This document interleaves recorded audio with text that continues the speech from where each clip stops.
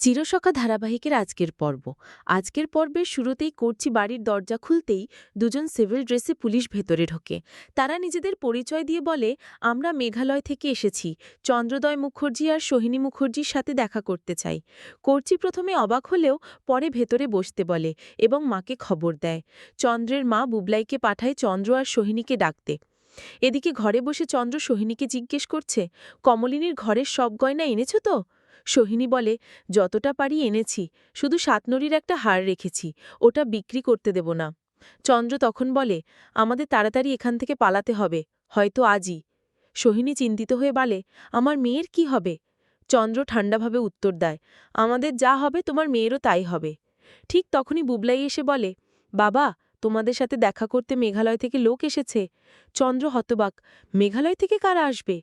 সে সোহিনীকে বলে, যদি কিছু জিজ্ঞেস করে তুমি বলবা আমরা স্বামী স্ত্রী, একটা মেয়ে আছে, আগে ওখানে থাকতাম। সোহিনী তাচ্ছিল্যের সাথে বলে, পুলিশ কি এত বোকা, প্রমাণ নিয়েই এসেছে। এরপর চন্দ্র সোহিনী ড্রয়িং রুমে আসে। পুলিশ শান্ত গলায় বলে, আমরা আপনাদের প্রতিবেশী, মেঘালয় থেকে এসেছি। তখন কমলিনী ও মিঠি আসে। পুলিশ কমলিনীর নাম জানতে চাইলে কমলিনী রেগে যায়, আমার নাম শুনে কি করবেন, আমার এখানে কোনো কাজ নেই। এদিকে করছি লুকিয়ে নতুনকে ফোন করে ডাকে। পুলিশ খেয়াল করে প্রশ্ন তোলে, কাকে ফোন করলেন? করছি জবাব দেয়, আপনাদের কি আমাকে নজরদারি করতে পাঠানো হয়েছে? ঠিক তখনই পুলিশ সবাইকে থামিয়ে বলে, চন্দ্রোদয় মুখার্জি এবং সোহিনী মুখার্জি অসামাজিক কাজে জড়িত। এদের কোম্পানি আছে যেখানে চাকরি দেওয়ার নামে মেয়েদের নিয়ে গিয়ে বিদেশে পাচার করে। সবাই স্তব্ধ হয়ে যায়।